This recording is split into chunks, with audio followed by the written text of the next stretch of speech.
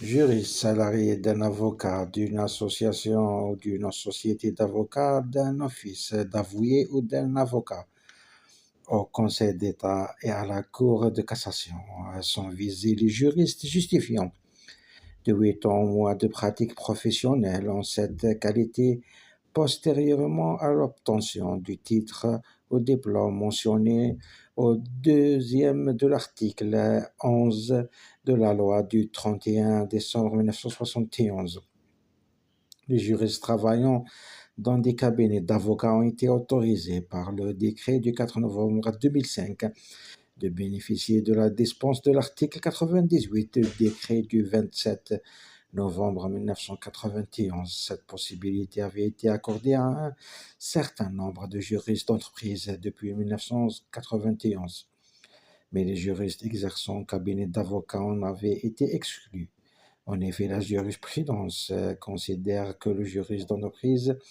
est celui qui se charge des problèmes juridiques internes de son entreprise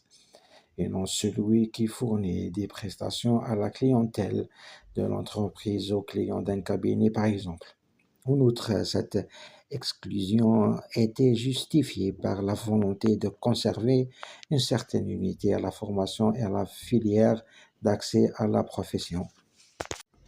Mais de nombreux arguments étaient également en faveur de la reconnaissance de cette passerelle. Les juristes ayant 8 ans d'expérience en cabinet d'avocat n'étaient-ils pas tout ainsi aptes à entrer dans cette profession que des juristes en entreprise?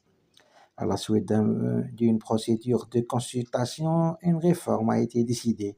qui a abouti au décret du 4 novembre 2005. Le Conseil d'État saisi pour annuler cette disposition sur le fondement de l'excès de pouvoir, au motif que ce texte exigerait des salariés des cabinets d'avocats des conditions plus strictes que les autres catégories de juristes, a écarté ce moyen,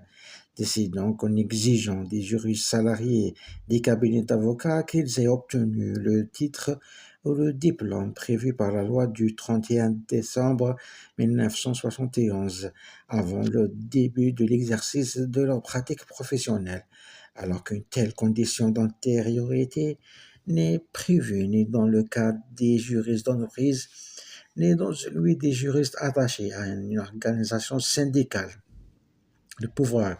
réglementaire a tenu compte des caractéristiques propres aux expériences professionnelles des uns et des autres, sans édicter de mesures manifestement disproportionnées au regard des différences qui